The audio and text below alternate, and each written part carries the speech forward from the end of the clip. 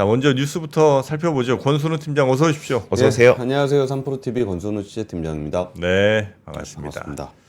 자, 럼프 형이 하긴 하네요. 관세 25%. 25%. 예, 그레이트 아메리카, 메이크 아메리카 그레이트 어게인. 네, 그래서 나스닥이 2.04% 하락했습니다. 하락했어요. 예, 2.04%면 꽤 큰 폭이네요. 큰 폭의 떨어졌죠. 하락이죠. 예. 테슬라 5.5% 하락했습니다. 아니, 왜 외국차 막아주는데 왜 그렇죠? 테슬라도 중국에서 만드는 거 있잖아요. 아, 그리고 다우존스는 0.31% 하락했고요. S&P 500은 마이너스 1.12% 하락했습니다. 이게 참 뭐 미국을 위해서 하는 거라고 하는데 이게 주가는 계속적으로 하락하는 모습을 보이고 있습니다. 네. 그러면서 트럼프 대통령과 그 뭐 재무부 장관이나 이런 사람들은 일시적인 거다. 근데 우리가 일시적이라는 단어 정말 싫어하잖아요. 맞아요. 네. 옛날에 파월 의장이 일시적이라고 일시적이라고 했다가 그랬다가. 몇 년을 우리가 이제 전 세계 사람들이 그 인플레이션 때문에 고통을 받았는데 네. 주가는 많이 하락하는 모습을 좀 보였습니다. 엔비디아가 5.74% 하락했습니다. 근데 굉장히 특이했던 게 그 미국의 엔비디아의 첨단 반도체 중국 수출을 금지하고 있잖아요. 네. 근데 중국이 반대로 또 엔비디아 칩에 대한 규제를 좀 강화하고 있다라고 하면서 엔비디아 주가가 많이 빠졌습니다. 네. 그러니까 중국 국가발전개혁위원회가 중국 기업들이 AI 데이터 센터를 만들 때 에너지 효율이 높은 칩을 쓰도록 규정을 도입했다. 네. 그러니까 반도체의 기준을 뭘로 잡았냐? 그러면은 성능이냐, 뭐 가격이냐 그게 아니라 전성비를 잡았다라는 거죠. 네. 그러니까 이제 전기를 얼마나 쓰느냐라는 것을 잡았다는 거고 이 규정에 따르면은 중국에서 가장 많이 사용되고 있는 엔비디아의 H20이라는 칩이 있습니다. 중국 전용이죠. 네, 중국 전용으로 성능을 좀 낮춰서 네. 일부러 좀 중국에 판매를 하기 위해서 만들어진 제품인데 이 칩은 규정을 충족하지 못한다고 합니다. 그래서 뭐 모르겠어요. 미국에서는 안 판다 그러고 중국에서는 안 산다 그러고 뭐 그러고 있는 상황인데 이거는 누가 봐도 명백하게 중국은 자국 GPU 쪽으로 유도를 하겠다라는 강한 의지를 보여주고 있는 것 같습니다. 네. 그리고 이게 뭐 얼마나 준비가 되어 있는지는 잘 모르겠으나 뭐 어차피 뭐 모델 인공지능 모델도 같이 쓰려 그러는 것 같지는 않고 네. 뭐 전 세계 AI 시장이 하나로 되지는 않을 거다라는 거를 좀 명백해지고 있는 것 같습니다. 네. 그러니까 중국에서도 뭐 야 죽이 되든 밥이 되든 좀 성능 떨어지고 뭐 그러더라도 자체적으로 하겠다. 그리고 엔비디아에 종속돼 있는 상황을 좀 끌고 가지는 않겠다. 뭐 이런 것들에 대한 의지를 보여주고 있는데요. 사실 그 중국 쪽에서 이제 AI 뭐 그리고 뭐 반도체 하는 분하고 얘기를 좀 해보니까 차라리 그냥 엔비디아 GPU를 팔았다면 네. 그 반도체는 좀 종속돼 있지 않았겠느냐. 그러니까 중국의 반도체 그 AI 생태계가 엔비디아에 종속이 돼 버리면은 나중에는 빠져나가지 못했을 수도 있는 거 아니냐. 네. 그러면은 이제 그 뭐 이렇게 막아버리면 중국은 어떻게 해서든 그 자체 반도체를 만들게 될 건데 네. 그게 오히려 중국을 더 키워주는 거 아니냐 뭐 이런 얘기를 좀 하기도 했었거든요. 네. 근데 뭐 지금 상황은 이렇게 되고 있습니다. 그러면서 뭐 빅테크들 다시 주가들 대형주 많이 하락했습니다. 첫 번째 뉴스는 트럼프 대통령이 그 미국으로 수출되는 모든 자동차에 대해 25%의 관세를 부과하겠다라고 네. 얘기했습니다. 품목별 관세 이전에 최강 알루미늄에 이어서 두 번째인데요. 이게 우리나라 수출에 대미 수출에 얼마나 큰 영향을 미치는지 잘 실감하지 못하시는 분들이 많으신 것 같아요. 네. 그러니까 우리나라 전체 수출, 그러니까 우리가 지금 수출이라 그러면은 우리나라는 대중 수출을 주로 했었고. 네. 그리고 수출 품목의 제일 큰 게 그 반도체로 생각을 하시잖아요. 근데 대미로 한정해 보면 미국으로 한정해 보면은 자동차의 비중이 얼마나 될 것 같으십니까, 정프로님? 다시 한 번만 좀. 전체 미국 수출에 네. 자동차가 차지하는 비중. 우리나라가 수출할 때 예, 18%. 18%. 한 2배 정도 더 쓰시면 좋을 것 같습니다. 우리나라 전체 수출에 대미 수출에 우리나라 대미 수출의 한 30 몇 %가 같이 보시면요. 예. 1278억 달러 중에 347억 달러가 지금 자동차입니다. 그 바로 2위가 82억 달러. 네. 그러니까 여기는 347억 달러, 2위가 82억 달러. 압도적 1위네. 압도적으로 1위입니다. 그리고 하나 더 내려가면 71억 달러는 차량용 부품. 저거 포함해야 되는 거 아니에요? 이걸 두 개를 더해야 되는 거죠. 그럼 400억 달러가 넘네요. 410억 달러가 410억 달러. 넘습니다. 저렇게 많이 팔아요? 아니, 예. 우리 미국 수출하는 거 중에 비중이 저렇게 크다. 이렇게 자동차가. 흑자 규모로 따지면 이거보다 더 큽니다. 그래요? 거의 한 4분의 3 정도 됩니다. 네. 그러니까 거의 자동차가 다 벌어오네요. 흑자로. 미국 대상으로 적어도 그렇습니다. 미국은. 그러니까 그 현대차가 미국에 직접 진출을 하려고 하고 네. 그게 혼자 가는 거 정도가 아니라 공급망을 다 끌고 철강제부터 끌고 가려고 그랬던 부분들은 그러니까 지금 트럼프의 이 조치가 이게 정말 만만치 않은 조치입니다. 특히 우리나라에 미치는 데미지가 상당합니다. 미국 기준으로 보면. 네. 근데 이게 왜 자꾸 미국 기준이라고 말씀을 드리냐면은 우리는 중국하고의 무역 규모를 줄일 수밖에 없는 상황이기 때문에 이거를 줄이면 어디로 갈까라 그러면 미국이랑 교역을 해야 되거든요. 네. 네. 근데 그 부분에 있어서 자동차가 얼마나 큰 비중을 차지하고 있는지를 좀 말씀을 드렸고요. 근데 여기에 오히려 좀 뭐 당장의 데미지는 있겠지만 가장 선제적으로 좀 대응하고 있는 곳이 현대차라서 이게 뭐 울산이나 당진이 좀 걱정이 되지 현대차 걱정을 네. 우리가 뭔데 현대차 걱정을 그렇죠. 합니까? 네네. 그래서 울산이나 당진을 좀 걱정을 해야 되는 게 아닌가 싶고요. 네. 트럼프 대통령은 그러니까 뭐 친구든 적이든 미국에서 많은 것을 뺏어갔다. 솔직히 말해서 친구들이 종종 적들보다 더 나빴다. 그리고 뭐 4월 2일은 뭐 미국 해방의 날이다라고 얘기했는데 미국은 이런 식으로 해방이 되면은 그냥 혼자 살게 될 겁니다. 네. 그리고 우리는 혼자 사는 미국과 안보를 함께 해야 되는 그런 과정들이 앞으로 진행되지 않을까 싶고요. 그리고 이것도 트럼프 대통령이 가장 큰 반도체 회사가 지금 대만에서 반도체를 만들고 있지만 미국에 공장을 지어 반도체 시장의 거의 40%를 미국에 주게 될 것이다 라고 좀 얘기를 했는데 이 부분은 잘 모르겠어요. 그러니까 반도체 생산의 40%를 미국이 한다라는 게 어떤 의미로 해석을 해야 될까라고 네. 보면은 반도체를 왜 중국에 우리나라가 그렇게 많이 수출을 하냐면 반도체를 쓰는 품목들이 다 중국에서 생산이 되기 때문입니다. 그렇죠. 뭐 네. 노트북이라든지 스마트폰이라든지 네, 네, 네. 뭐 애플도 대만에서 네. 뭐 만들잖아요. 폭스콘에서 만들잖아요. 네. 근데 그러면은 이거를 미국에서 생산을 하게 되면 그거를 중국에 수출을 해서 중국에서 노트북을 만들어 갖고 다시 미국에 수출을 하겠습니까? 운송비만 2배로 들겠네요. 그러니까 운송비 문제가 아니라 현실성이 별로 없다는 네. 얘기죠. 그러니까 공급망적인 차원에서 보면은 이 그 IT 산업 쪽이 더 복잡해요. 네. 그러니까 메모리는 한국에서 만들고 뭐 노트북은 중국에서 만들고 소비는 미국에서 하고 막 이런 구조가 네. 그 예를 들어서 아까 현대차가 간 거는 현대제철부터 해가지고 현대모비스, 뭐 현대차, 현대건설 이렇게 쭉 가면 그냥 가는 거거든요. 네. 근데 폭스콘도 그러면은 들어오라 그럴 겁니까? 미국으로? 음. 그러니까 중국 회사 레노바 네. 중국에다 공장 줘가지고 컴퓨터 만들라고 네. 하는 거 좀 이상하잖아요. 그러니까 오히려 IT 산업들보다는 자동차 쪽이 더 포커싱이 좀 많이 돼 있다는 얘기를 좀 어제 압권에 좀 업로드를 했습니다. 네. 질문 있는데요. 예, 예.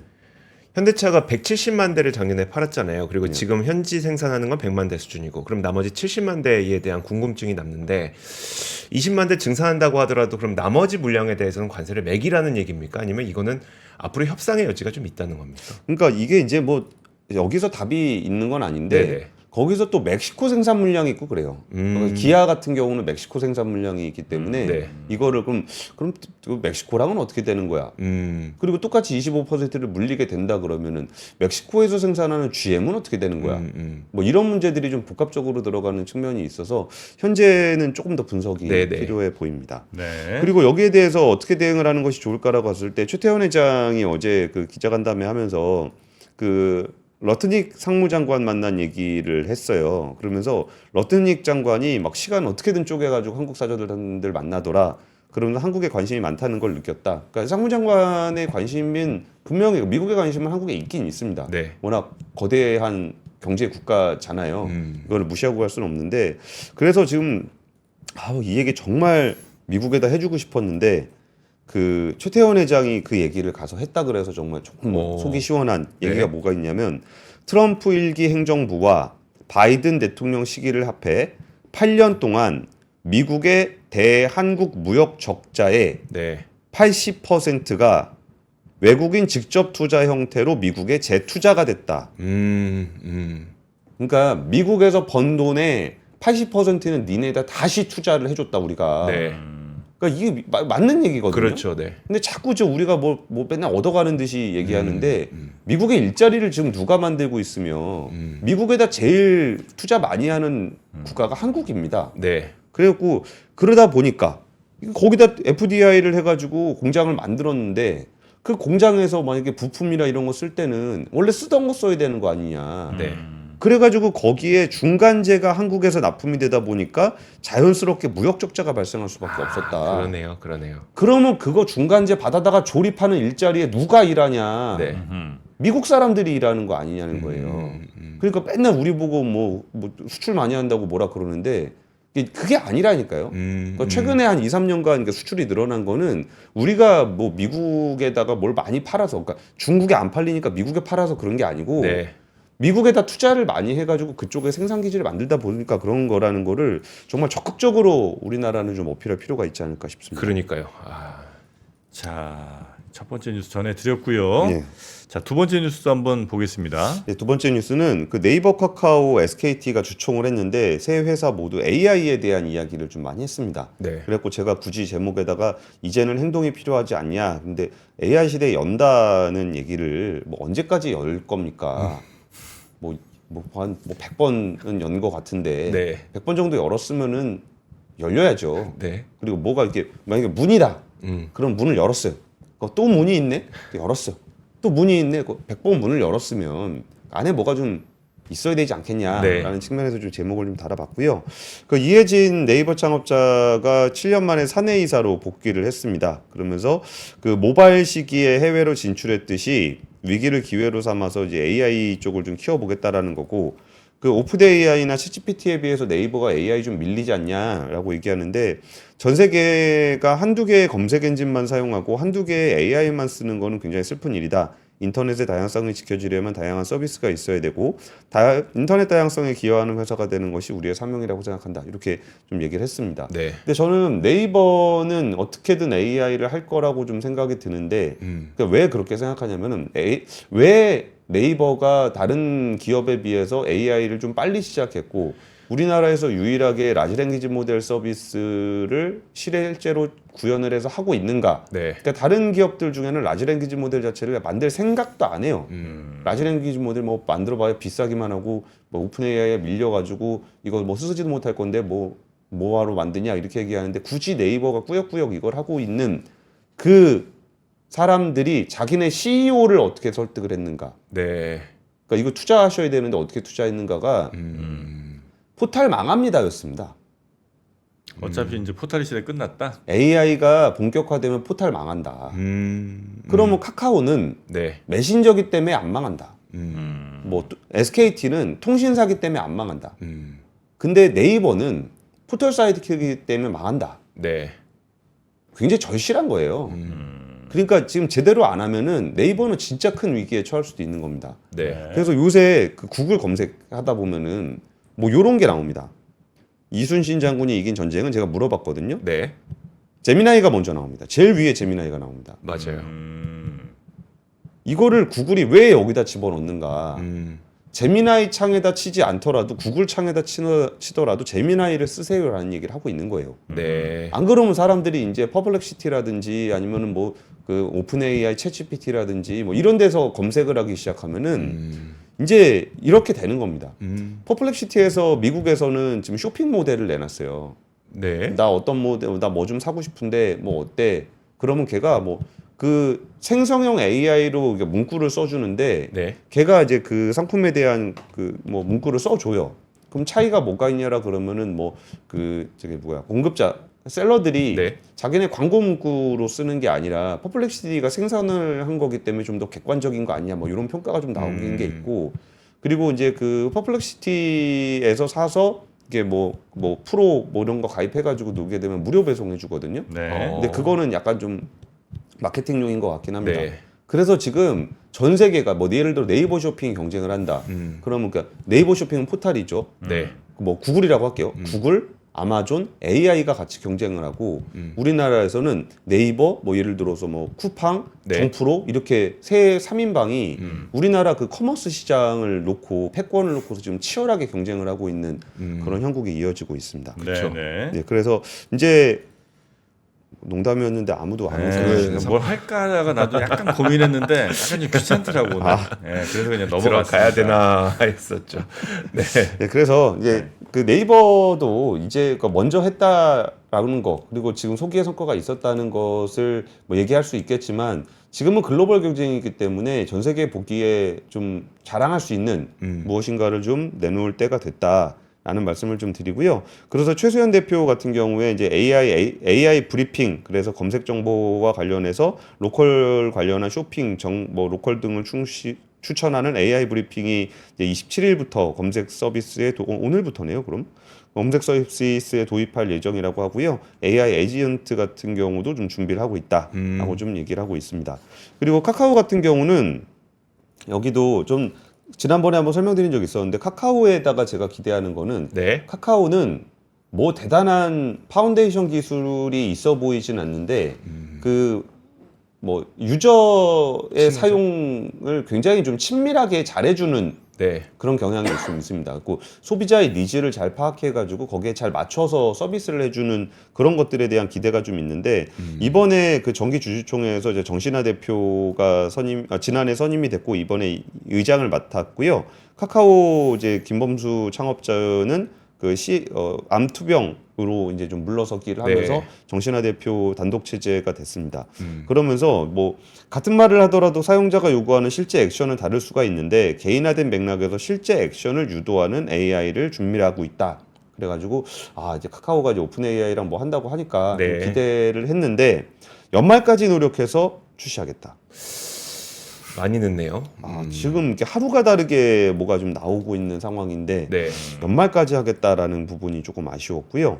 그리고 이제 유영상 카카오 SK텔레콤 유영상 대표는 AI 수요자에 머무르지 않고 AI 기술로 돈을 버는 AI 공급자가 되겠다라는 네. 얘기를 하면서 AI 데이터 센터 인공지능 전환이라면 고객의 B2B의 인공지능을 전환해주는 그런 것과 ADAT 요 세 분야에서 창출이 될 거라고 좀 얘기를 했습니다. 근데 여기에서 제가 좀 들었던 얘기는 이거 되게 제가 요새 여러 차례 비판을 하고 있는 부분인데 네. AI를 이렇게 너무 말로만 하는 것 같아요. 이렇게 말로 AI 하겠다 그러는 거 아니면 오픈 AI 가지고 이렇게 뭐 프롬프트 조금 바꿔가지고 뭐 하고 그런 게 아니고 좀 하려면 자금이 많이 필요하고 이게 이른바 챌린지를 해야 되잖아요. 네. 근데 그런 부분들이 좀 없다 보니까 뭔가 이렇게 남의 거 조금 바꿔서 뭐 하잖아요. 그러면 다음 거 또 나오고 다음 거 또 나오고 이렇게 되는 거거든요. SK텔레콤에서 AI 데이터 센터 만든다는 것도 이게 파운데이션 기술이 있는 부분은 아닌데 네. 여기서 공격적으로 확장하지 않는 이유 중에 하나가 과연 GPU 수요가 있을까를 고민을 해요. 네? 전 세계가 이렇게 다 못 사서 난린데요? 아니요. 그러니까 우리나라에서 네. 그러니까 SK텔레콤이 이제 GPU를 사가지고 데이터 센터를 만들면은 진짜 그렇게 많이 쓸까? 왜냐면은 이거를 이렇게 적당히 오픈 AI의 그 API 사다가 네. 그냥 이렇게 쓰는 사람들이 대부분이기 때문에 여기서 과연 이걸 쓸까라고 해서 뭐 확장을 하기가 좀 어렵다는 얘기를 들으면서 좀 진짜 뭐 해야 되는 거 아닌가? 네. 뭐 진심으로 진정성 있게 뭘 해야 되는 거 아닌가라는 생각이 좀 드는데 지금 중국에서는 지금 최근 2주 사이에 뭐 우리나라에 그 얘기 많이 하죠. 라지랭귀지 모델은 우리에 적합하지 않고 뭐 응용을 잘해야 되고 뭐 이런 얘기들 많이 하잖아요. 네. 근데 지금 2주 사이에 10가지가 넘는 AI 모델이 새로 공개가 되거나 업그레이드가 됐다고 합니다. 네. 그리고 바이두 같은 경우는 어니X1 출시했고 알리바바는 AI 비서 커크 출시했고 텐센트는 챗봇 위안바오를 통해 자체 AI 모델인 훈위안 T1 최신 버전 선보였고 딥시크 V3 모델 업그레이드하고 옆에서 이러고 있다고요. 네. 여기까지 하겠습니다. 네. 세 번째 뉴스 얼른 가죠 우리. 네. 아니 근데 그렇긴 해요. 뭐 예를 들어서 AI도 약간 저는 포털처럼, 그러니까 회사가 옛날엔 포털 사이트 진짜 많았잖아요. 나라별로도 막 있는 데도 많았고. 근데 결국 구글 또 뭐 있죠? 그러니까 근데 구글이 구글은- 처음부터 구글이었냐는 거죠. 구글이 처음부터 구글이었냐? 예. 그러니까 야후가 훨씬 잘했잖아요. 그러니까 그 중에 정말 이제 경쟁력 가진 하나 이제 살아남은 거잖아요. AI도 어마어마한 저 전에 전쟁 해갖고 이제 그 중에 살아남은 한두 개 정도 있겠죠. 거기에 들어갈 거 아니면 차라리 이제 다른 전략 선택하는 것도 뭐 괜찮지 않나 하는 생각이 좀 드는 거예요. 예를 들어 여기는 막 100조 투자했대. 우리 한 30조쯤 하면 괜찮지 않을까? 그래도 한 거기 3분의 1 정도 하지 않을까? 근데 이 시장에서는 그렇지가 않다는 거잖아요. 근데 네. 그 정도가 아니고요. 근데 그게 30조 투자해가지고 만약에 이게 잘 안 되잖아요. 그러면 거기서 그게 다 사라지는 게 아니에요. 그러니까 예를 들어 기반이 있으면 그러면 포탈만 살아남냐 그러면은 뭐 아마존도 있고 뭐 이렇게 다양한 그 플랫폼들이 이렇게 있잖아요. 네. 그럼 거기서 서비스를 만든다고 하더라도 그 AI 자체에 대한 이해도가 굉장히 높아야 돼요. 근데 거기서 그냥 있는 거 그대로 예를 들어서 뭐 우리가 근데 이거 길게 할 네네네네. 네. 여튼 얼른 문 열고 있다. 네, 문 또 열었다. 100번째 문 또 열었다. 네. 자, 세 번째 뉴스 갑니다. 네, 상법 개정안 관련해 가지고 지금 이제 법은 통과가 됐는데 이것도 참 이상하죠. 예전에는 국회 본회의 통과됐다 그러면 그냥 통과됐는 줄 알았는데 지금은 이제 거부권 관련한 네. 고민을 하게 됩니다. 어제가 굉장히 좀 특이한 날이었습니다. 그 김병환 금융위원장이 상법 개정 때 부작용이 우려되는 만큼 대안으로 자본시장법 개정을 우선해야 된다는 입장이다라고 좀 얘기를 하면서 상법 개정이 그런 선의의 목적을 달성할 수 있을까를 봤을 때는 부작용이 우선된다라고 좀 얘기를 했습니다. 네. 김병환 금융위원장의 원래 기자간담회에서 나왔던 얘기고요. 그리고서 바로 MBC 그 김종배 시선집중의 이복현 금융감독원장이 나와서 현실적으로 한국 경제 성장이 대기업 중심으로 돼 있고 국가 경제에 기여하는 건 맞는데 이게 지금은 이것도 이게 되게 법조인이잖아요. 이복현 금융감독원장이. 네. 지금은 어떤 법안이 더 나은가 하는 이슈가 아니라 이미 법안이 통과된 이후에는 지금 상황에서 판단을 해야 된다고 얘기하면서 제2요구권 이게 말이 참 그냥 반대한다는 입장입니다. 그러니까 상법 개정을 해야 된다는 입장입니다. 네네. 그래갖고 제2요구가 거부권 행사하면 안 된다는 게 이복현 원장의 네. 입장인데 그 얘기가 어제 그 뭐 금융감독원장과 금융위원장에서 부딪히는 모습을 보였습니다. 그러니까 제가 왜 이렇게 얘기를 드리냐면 말이 좀 어려워서 그래요. 이게 뭐 제2요구권 행사로 원점으로 돌리면 나중에 대통령께서 돌아오셨을 때 어떻게 자본 선진화 이슈를 저희 목소리로 추진하겠느냐 이런 얘기를 해서 이게 조금 헷갈리긴 하는데 어쨌든 그 상법 개정 해야 된다라는 네. 찬성의 목소리를 냈고요. 그 최태원 회장도 저기 했었다 그랬잖아요. 그 간담회가 25일 날 있었는데 지금 기업의 불안 요소가 굉장히 많은 이 타이밍에 꼭 바꿔야 되겠느냐. 상법은 경제 쪽에서 보면 헌법과 비슷한데 그걸 바꿔서 새 국면으로 들어가는 게 적절한 타이밍인가 잘 모르겠다. 네. 그러니까 지금 안 그래도 불확실성이 많은데 상법 개정을 하게 되면 더 불확실성이 높아지지 않겠느냐 하는 얘기를 좀 했습니다. 이제 날짜로 보면은 이제 상법 개정안이 2월 21일 날 지난 21일 날 국회 통과되면서 정부로 넘어갔고 네. 그러면은 정부는 15일 이내에 공포를 하거나 제의를 요구를 해야 되니까 4월 5일이 데드라인입니다. 네. 네. 그래서 그때 전에 거부권 행사를 할 것인가 말 것인가를 봐야 되고 그러다 보니까 국무회의에서 결정을 해야 되거든요. 네. 그러면 4월 1일이 그 국무회의의 분수령이 될 겁니다. 그래갖고 뭐 재계에서는 이게 뭐 소송이 많이 될 거다 말하고 얘기하고 있는데 네. 이게 저는 그냥 상법 개정만 통과시키지 말고 그냥 자본시장법 개정안도 같이 통과를 시켜야 될 것 같아요. 그 왜 그러냐면은 상법이라는 게 그 뭐 주주의 총이익이라는 표현이 명확하지 않다라는 걸 문제 삼고 있는데 네. 이게 주주의 총이익이라는 게 명확하지 않은 거는 맞습니다. 근데 명확하지 않다고 해서 뭐 주가 뭐 개인 주주 한 주 있는데 주가 떨어졌다고 소송 걸리면은 뭐 이사가 감옥 가고 말도 안 되는 소리 하는 거예요, 그거는. 이게 헌법이라는 것을 정말 폭좁게 해석해가지고 막 다 이렇게 때려잡고 막 그러지 않잖아요. 네. 이게 이 상법 개정의 취지가 대주주한테 그냥 다 이롭게 해주고 소액주주들 거 다 뺏어가도 괜찮다라고 대법원 판례가 나서 이러고 있는 거잖아요. 네네. 그래가지고 이게 자꾸 명확하지 않다라 그러는데 명확하지 않아서 재판부에 가면 다 져요. 어차피 져요. 정말 명백하게 대주주가 소액주주 빨아먹는 거 아니면은 네. 다 지기 마련입니다. 근데 그게 그렇게 불명확하다라고 좀 얘기를 한다 그러면 어떻게 해야 그 법대로 하는 겁니까?라고 기업이 자의적으로 그러니까 이 사회가 기업을 위해서 내가 이런 판단을 했습니다라고 설득할 자신이 없으니까 네. 그럼 어떻게 결정을 해야 내가 감옥에 안 갑니까? 라는 내용이 자본시장법 개정안이거든요. 네. 그러니까 그렇게 그 회사를 위한 의사결정을 할 자신이 없다면 그러니까 회사를 위한 의사결정이 아니라 법이 정한 의사결정만 해야 되겠다라고 네. 한다 그러면은 상법 개정과 더불어서 자본시장법 개정까지 통과를 시키면 그 부분이 조금 더 명확해질 수 있으니까 근데 그거에 앞서서 이 사회가 진정성 있게 기업 가치를 위해서 판단한다 그러면은 네. 소송 갔을 때 100% 이겨요. 그러니까 너무 과도하게 우려하고 있는 게 아닌가 네. 싶고 이거는 대통령 권한대행이 거부권을 행사하기보다는 상법 개정을 통해서 우리나라 자본시장을 한 단계 선진화시키는 게 맞을 겁니다. 네. 네.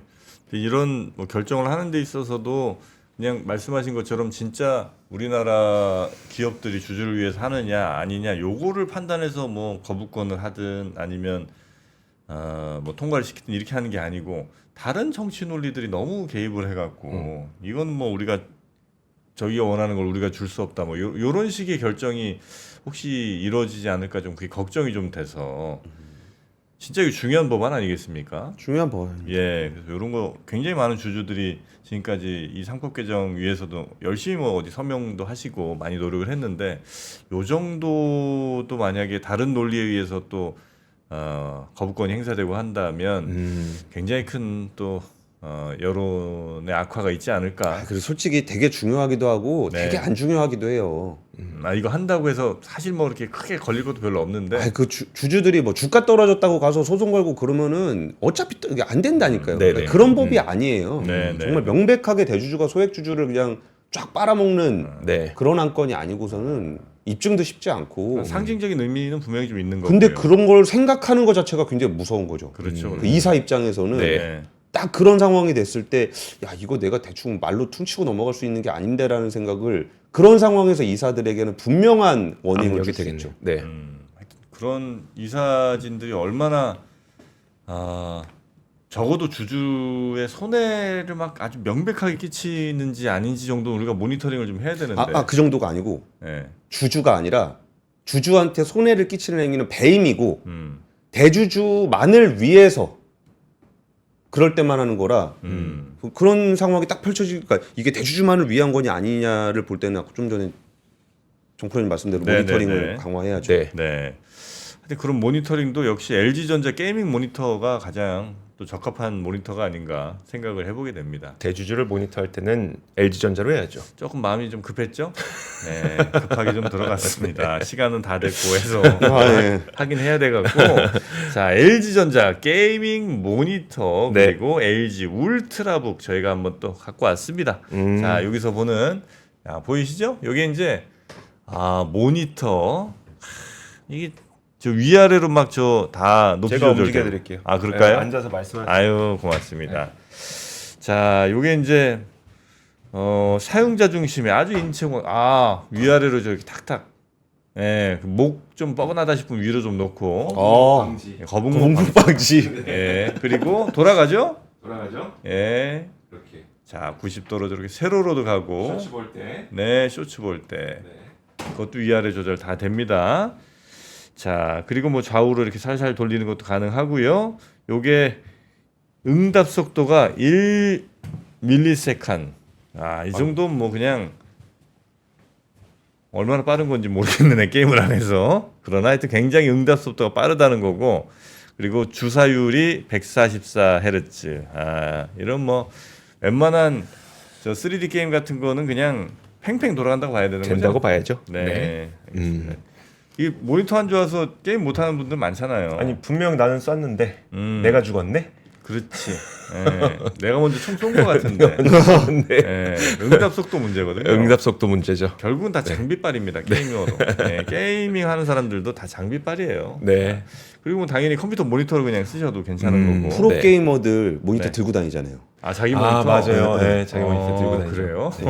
모니터, 키보드 다 들고 다니죠. 하여튼 그만큼 뭐 영상 같은 건 이제 많이 보시니까 그런 응답 속도도 중요할 수 있겠고. 네. 요 모니터는 그래서 저희가 189,000원. 아니요. 그쵸. 네. 예. 18만 9천 원에 8만 9천 원. 네. 그리고 하나 더 사시면 왜냐면 이제 두 개 붙여 쓰시는 분들 많으니까 네. 더 사시면 여기 추가 10,000원 할인이 가능하고요. 그다음에 저 노트북은 LG 울트라북. 우리가 노트북 이렇게 가끔 소개해 드리는데 그때마다 반응이 진짜 좋더라고요. 다 완판됐어요. 거의 절판 다 네. 완판이에요. 오늘은 어떨지 LG 울트라북 요게 인텔 11세대 네. i5 프로세서에 램이 16기가 스스드 SSD 1테라 이렇게 된 무게는 1.8kg. 요거는 이제 LG 그램보다는 조금 무게감이 있습니다. 네. 예, 그러나 요 성능에 조금 더 집중한 그런 노트북이라고 보면 되겠죠. 어차피 요즘 노트북 안 들고 다니잖아요. 그럼요. 예, 그냥 책상에 놓고 쓰시는 분들 많으니까. 요즘은 데스크탑 컴퓨터를 진짜 못 보겠어, 그죠? 편집하는 정도의 고성능 빼고는 예, 다들 그냥 일반 사무용으로는 노트북 쓰시죠. 그렇죠. 노트북이 어느 정도 성능이 다 괜찮아서. 네. 근데 특히 요거는 정말 성능 좋은 LG 울트라북입니다. 요거는 이제 S급 리퍼 제품인데 요게 59만 8천 원. 원래 한 130, 40 정도 하는데 네. 59만 8천 원에 15개월 무상 AS까지 약속을 해드리겠습니다. 네. 자, 게임 하려면 저 정도 성능은 돼야 되겠네요. 노트북도. 그렇죠. 노트북 해놓고 요거 이제 게이밍 저 모니터 돌리면서 이제 막 큰 화면으로 같이 보면서 하면 네. 예, 훨씬 더 재밌겠죠. 저걸로 이제 애니판 같은 거 하면 막 반응 속도 막 팡팡 나오니까 정프로님 진짜 게임 안 하시나 보다. 또 뭐 있지? 예, 게임 뭐 있죠? 뭐 배틀그라운드 이런 거? 아 배틀. 저도 좀 오래됐죠. 네, 저도 네. 게임 잘 안 해요. 검은 사막. 음. 검은 사막 알죠 제가 옛날에 거기 투자했다가. 자, 그런 노트북과 모니터 오늘 갖고 왔으니까 필요하신 분들 한번 링크 들어가셔서 확인하시면 좋겠습니다. 네. 자, 그러면 우리 권순호 팀장님 여기서 보내드리고 붕어빵 타이쿤 뭐 이런 것도 있었죠 옛날에. 붕어빵 타이쿤. 맞아 있었죠. 예, 거기 막 빨리 판 넣고. 아, 그래 안 타는 거예요. 예, 그래 안 타는 손님 막 와서 막 주문하는데 화내고 막. 예. 재밌어요 붕어빵 타이쿤. 예. 자, 우리 권 팀장님 내일 뵙겠습니다. 예, 고맙습니다. 네, 뵙겠습니다.